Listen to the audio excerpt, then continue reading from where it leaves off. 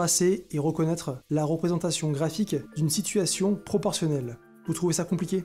Pas de panique, je suis Guillaume du livrescolaire.fr et si vous avez 3 minutes devant vous, je vais vous expliquer.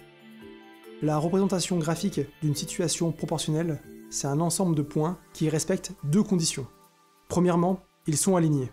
Ça c'est bon, ça non plus. Deuxièmement, ils sont alignés avec l'origine du repère.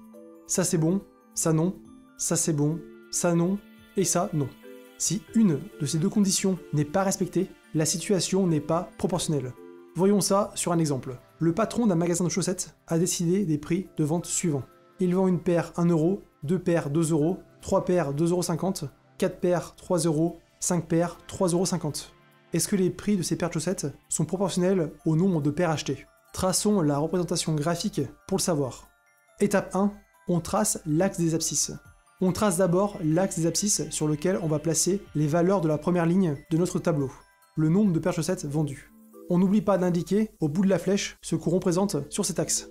On place le 0 sur notre axe, puis on s'occupe des graduations. Quelle graduation choisir? Pas de panique, soit l'énoncé vous donnera cette information, soit ce sera à vous de choisir, mais il n'y a pas une seule solution possible. Prenez juste une graduation qui vous permettra de faire entrer toutes les données sans que le graphique soit trop petit et illisible ou trop grand et que ça sorte de votre feuille. À part ça, vous avez le choix. Ici, je vais prendre 2 carreaux égale une paire de chaussettes. On place les nombres 1, 2, 3, 4 et 5 et on passe à notre étape numéro 2. On trace l'axe des ordonnées. Cet axe doit couper l'axe des abscisses en 0. On n'oublie pas d'indiquer ce que cet axe représente au bout de la flèche, ce qu'on a dans la deuxième ligne de notre tableau, le prix à payer. Le 0 de cet axe se trouve au même endroit que le 0 de l'axe des abscisses. On s'occupe ensuite des graduations. Quelle graduation choisir? Encore une fois, pas de panique. Soit l'énoncé vous le donnera, soit ce sera à vous de choisir, mais il y a plein de solutions possibles. Faites juste en sorte que les données rentrent, que ce soit pas trop petit pour pas être illisible, et que ce soit pas trop grand pour pas sortir de votre feuille. Ici, je vais prendre 2 carreaux égale 1 euro. Je place 1 euro, 2 euros, 3 euros et 4 euros. Pas besoin d'aller plus loin, la plus grande donnée que je vais avoir à placer, c'est 3,5 euros. Étape 3, je place les points que l'énoncé me donne. Les coordonnées de tous les points que je vais avoir à placer se trouvent dans le tableau. Première colonne, une paire de chaussettes coûte 1 euro. L'axe des abscisses, c'est l'axe du nombre de paires de chaussettes. Je me place donc en 1. On s'intéresse à une paire de chaussettes pour le moment. L'axe des ordonnées, c'est l'axe du prix des paires de chaussettes. Combien coûte une paire de chaussettes? 1 euro. Je me place donc en 1. Le point représentant le prix d'une paire de chaussettes se trouve donc ici. Une paire de chaussettes coûte 1 euro. C'est bon pour ce point, on passe à l'information suivante. Deuxième colonne, 2 paires de chaussettes coûtent 2 euros. Sur l'axe des abscisses, on se place au niveau du nombre de paires de chaussettes, 2. Sur l'axe des ordonnées, on se place au niveau du prix, 2 euros. Le point qui représente cette information se situe donc ici.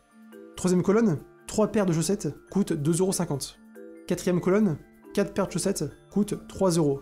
Cinquième colonne, 5 paires de chaussettes coûtent 3,5 euros. Et voilà, tous nos points sont placés. Étape 4, on conclut.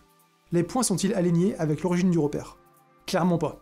Le prix des chaussettes n'est donc pas proportionnel au nombre de paires achetées. Quel aurait dû être le prix des chaussettes pour que cette situation soit une situation de proportionnalité? Il aurait fallu que 3 paires coûtent 3 euros, 4 paires 4 euros et 5 paires 5 euros, par exemple. Dans ce cas-là, les points de cette représentation graphique auraient bien été alignés avec l'origine du repère. Des questions? La représentation graphique d'une situation de proportionnalité, c'est encore compliqué pour vous? N'hésitez pas à poser toutes vos questions en commentaire, je ferai de mon mieux pour y répondre. Et c'est l'heure de la question de la fin. Voici 4 représentations graphiques. Laquelle ou lesquelles d'entre elles représentent une situation de proportionnalité? J'attends votre réponse en commentaire. N'oubliez pas de m'expliquer comment vous avez procédé. Sur ce, bon courage à vous, et à la prochaine pour encore plus de maths.